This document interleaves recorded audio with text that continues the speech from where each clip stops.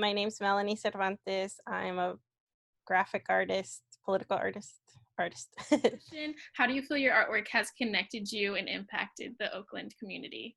I didn't really realize um, kind of the real depth of what it means to be in community until it got to the point in my life where I was like, okay, I've helped people every time that they've asked, and then I got sick, and then I needed help. And like all those people who I showed up for me tenfold. And then people I didn't even know, like I never knew them, I didn't know their names, but had been impacted by artwork that we had done or by like campaigns that we had supported were showing up. And I think the lesson for me was that's what community is. We show up for each other even when we're not like close. And like I just have a way to do it that's a little bit different through the artwork. I'm not the kind of artist that thinks I'm gonna make this and this is gonna be the thing that makes the change. I really think organizing is like the primary change strategy that's gonna make things happen, and that the art can really help that. Now we're all talking about essential workers and how key they are to like helping us all live, and that like I was like starting before it was really kind of like a common conversation to just go like, who are the people that I know get paid shitty wages, that have shitty working conditions, that need to be lifted up. It's the homegirls that work at Safeway, deal with people that are such assholes even before all this. It's the postal workers and the, UPS people. And, so I just started to do that. And, like that graphic, I think, is a good example because that wasn't done for an organization. That was just done from my heart, because I was like, dude, I'm like super vulnerable, and if I didn't have these people, I would not, I can't go out. It's a huge risk. I can't leave my apartment. Those people are literally allowing me to live. Now I'm doing like little graphics with each of the different workers to just share information, and to me that's has an effect both on me, that I feel like I can do something at a time when there's so much we're powerless over, and hopefully it helps lift the spirits of the people that see that are in those industries or that do those jobs in this moment. That's an example of how I see it maybe affecting people, and then how it comes back and affects me. But have you had difficulty getting space and resources for your art since moving, and know of any artists who have? There's been times when we've like decided to install posters up and down Fruitvale Ave and in the Fruitvale, and just like on the bottom it said like Galeria para usted, so you can take this home. And like that was one of the most exciting moments. I was like, this is real people every day that don't go to museums, and there's like thousands of people gonna walk by this. Like that's exciting. Or when a high school's like, we want to put this thing up, I'm like, there's thousands of kids in your school, they're gonna have to see this every day and engage with it like that. Those are exciting opportunities. I try not to get discouraged that we don't get into the like spaces that are like the art world with a capital A sometimes, but sometimes we do. So it's kind of like a mixed bag.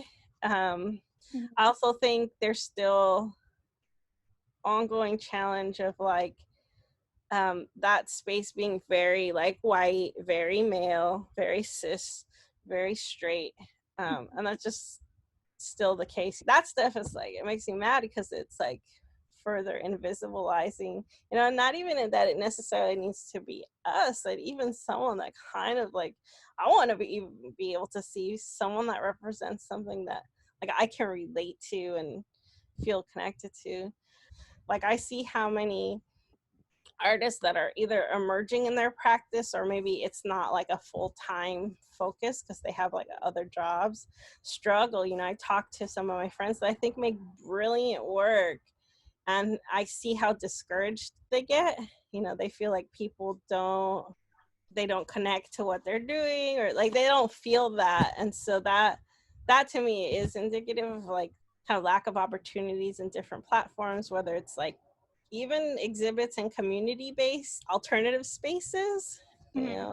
I see complaints a lot, even of some of the spaces that we get opportunity from. And to me, I think also I'm like, and part of the reason that's a challenge is because we have fewer of those.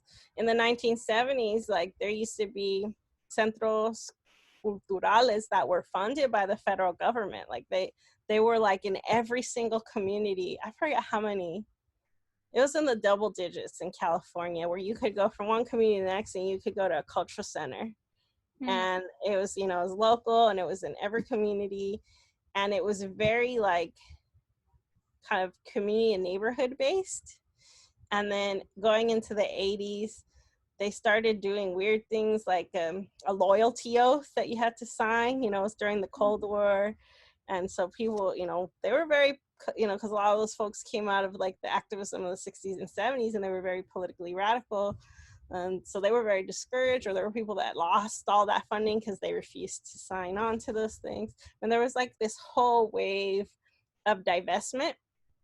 And so that's where we're at now. How have you seen gentrification impacting the arts community in Oakland? Uh, yeah, yeah, definitely. I mean, I think people are leaving. They're leaving, this place that, and I wonder, like when I talk to folks and we're like definitely talking about like space being a big issue, just kind of the general conversation of like, how much longer can we hold on to staying here? That's really sad. It's dispirited, right? Like, it's not even a conversation of like, what are you doing? What kind of work are you making? It's like this whole impact where it's like, I don't think my family can hold on to staying here, and we can't afford it. Like, everything's expensive, housing is expensive, food is expensive. Like, the region is just really kind of out of reach. How do you think Dignidad Rebelde can be better supported during the current situation of COVID-19? Well, we've definitely appreciated the opportunities that different organizations have made for like emergency funding. Like, there's an organization called the Opportunity Agenda that has like gathered artists for many years, like at a yearly retreat. And so they made like a little grant fund, like emergency grant fund, so that people who had been part of that network could apply. Like, and I found out yesterday that I got one. And so things like that. And I think I've applied for like maybe 5 or 6 of them. One of the ones that was super cool is there's a organization that does like residencies in San Francisco. And so obviously they can't do that. Like, they can't people come to the space. And I guess what they decided to do is take their budget for that and give 60 people mini grants. Not like you don't have to apply for anything. They just all of a sudden put money like in your PayPal or your Venmo. I got one of those too. Those kind of opportunities have been really awesome. But I also want to kind of underscore just even everyday people. Like, I've been making coloring pages and putting them up on my co-op site. We're like part of this like artist cooperative called Just Seeds. And at first I was just like, I want to give people something to do and a way to distract themselves. And so I was just taking prints I had already made and made them in black and white so people would color them. And then I was like, well, maybe I should just, because people start asking, do you have a place I can donate to you? And so I added that in as like every time I shared one. And even people just giving like $5-10 here and there, like that adds up. It's like, that $5 pays for my inhaler prescription because I have insurance. Or the way I started seeing them, like how even small donations translated into me having something I really needed, groceries, things like that. So yeah, more of that kind of mutual aid that people give. Like, especially I think a lot of the folks are like, I have a job where they're still going to be paying me, I'm working from home. Like, people like that are like, it's important that kind of the way they express it is important that they're sharing what they are able to have. Because like, the work that I do, like a lot of it's like public speaking, selling art, which we've had to put a hold on because we can't ship stuff out. We can sell it, but it's just sitting here. And so that's made sales slow.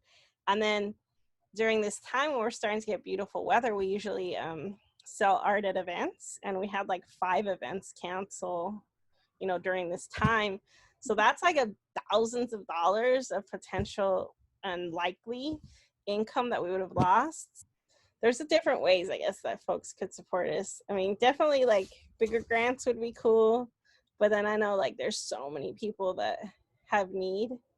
So Mhm. like, I don't know, I guess I tend to focus on the smaller things and the different ways that like a whole lot of people could support us with just a very little bit of something. Mhm. um yeah, because yeah, the reality is so much of our income, like we're actually kind of like earning out and about, and now that's not an option.